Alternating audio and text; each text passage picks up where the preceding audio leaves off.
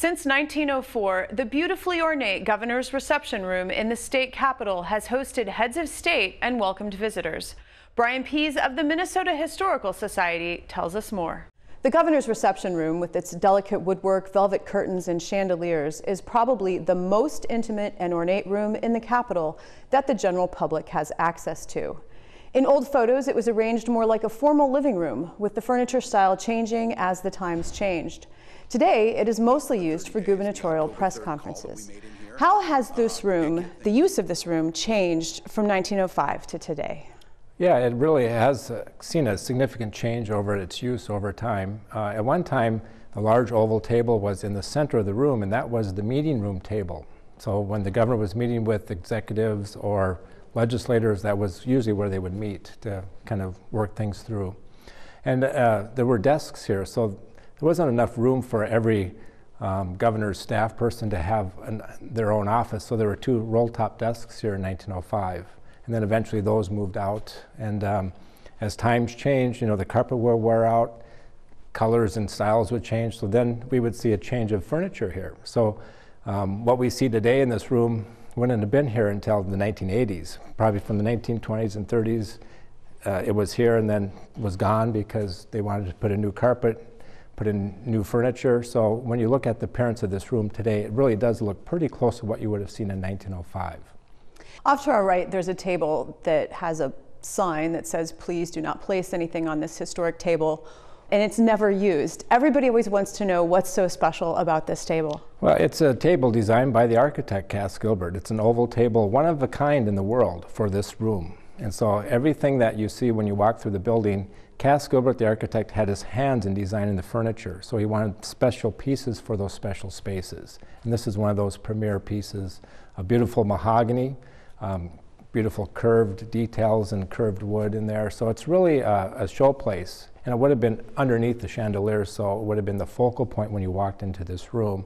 That's the first thing you would have seen was that beautiful table. And it's a historic artifact, so we don't want people putting drinks or leaning on it, possibly doing damage to that special piece. Yep. Yeah. This room is so beautifully decorated with the artwork and the woodwork, the lighting. Can you describe some of the finer details? Yeah, there's a lot of symbols, a lot of things to remind people that this is Minnesota's state capital. So once again, you're looking at a room that's trying to talk about Minnesota's progress and prosperity in 1900. And so when you look at the details, you have decorations that talk about kind of the classical, kind of the Italian Renaissance themes, but integrated within those classical themes are North Stars for the North Star State. You have wheat and corn as part of the decoration to talk about the rich agricultural history and the present time at that time, the importance of agriculture in our state, and it still is today. And then we have pine cones and pine needles for the forest industry and the timber resources in northern Minnesota. So when you walk into this room, you're looking at the people who are building this building, talking about what was making Minnesota prosperous at that time. And it's agriculture, forestry, different industries, the history, the culture, all come together to make this very special room in the Capitol. The Minnesota Capitol is essentially a monument to the Civil War. And within this room, in the anteroom that you walk through, there are 6 striking paintings of Minnesota's contributions to the Civil War. How remarkable is it that there are these paintings of Minnesota's contributions in this space? It really is a unique depiction of the Civil War of any state capital that I'm aware of. You might have 1 or 2 paintings or things that will talk about the role those citizens had of a different state. Well, here, Cass Gilbert knew he had to bring in the Civil War flags because those were always on display in the first 2 capitals. So that was a tradition you had to bring and incorporate back into this new building. But he also wanted this room to be pretty plain, kind of white enameled paint, very simple, kind of gilded, decorations.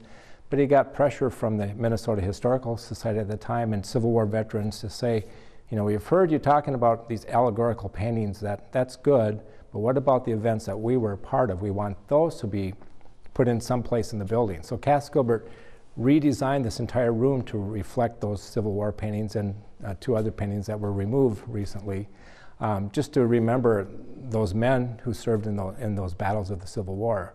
One of the most famous battles of the Civil War is the Battle of Gettysburg, which is represented in this room in a painting by Rufus Zogbaum. Can you tell us more about that? Yes, it's an important part of American history because the men from the 1st Minnesota Infantry Regiment, the first 1,000 men that were tendered or offered to fight for the Union Army, and that second day of that 3-day battle were ordered to plug a gap in the Union line that had been opened up by advancing Confederate forces. And by 1863, they had been in war for 2 years, and they'd been in Antietam and Bull Run and been in major campaigns in the peninsula. So they lost a lot of men in that time period between 1861 and 1863. So their fighting force was pretty small, speaking, when you're looking at thousands of men in the battlefield. They had less than 300 men. And they knew when they got that order to plug that gap in the Union line, they had to fix their bayonets. It was basically a sacrificial charge. They just had to buy time for reinforcements. Not one man wavered or flinched. They all made that charge, bought the time they needed for the reinforcements to plug the gap, but they lost 82% of their men. So 8 of every 10 of them were either killed or wounded in that 15-minute charge. And so that was the one scene that you wanted to portray in your brand new capital, the sacrifice, not only of those men, but a lot of historians and even the generals at that time said if they hadn't made that charge, the whole outcome of the Civil War could have been completely different. So that was one of the defining moments of that battle. And of course, for those men that survived, a defining part of their life. And another painting in here is the Battle of Nashville, which is known for being one of the most realistic portrayals of a battlefield scene. There's snow on the ground, the grass is downtrodden, there's smoke in the distance, the flags are in tatters.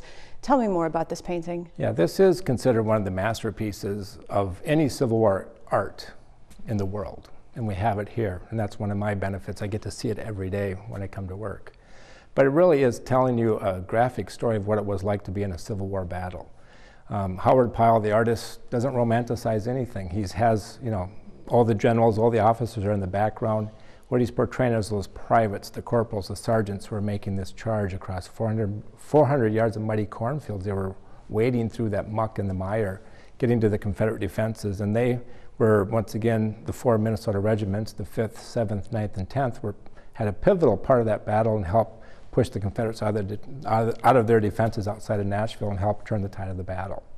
So when you look at this painting, it really gives you a graphic depiction of what these men were like and just the chaos. As you mentioned, the flags are shredded because there's hundreds of bullets zipping through the air, and the men are low to the ground to get under that waves of lead flying over their heads. And so when you look at, I'm sure a lot of these Civil War veterans were like, wow, this is pretty accurate depiction of what it would be like to be in one of those battles. And so Howard Pyle even is an artist who liked to put himself into the paintings.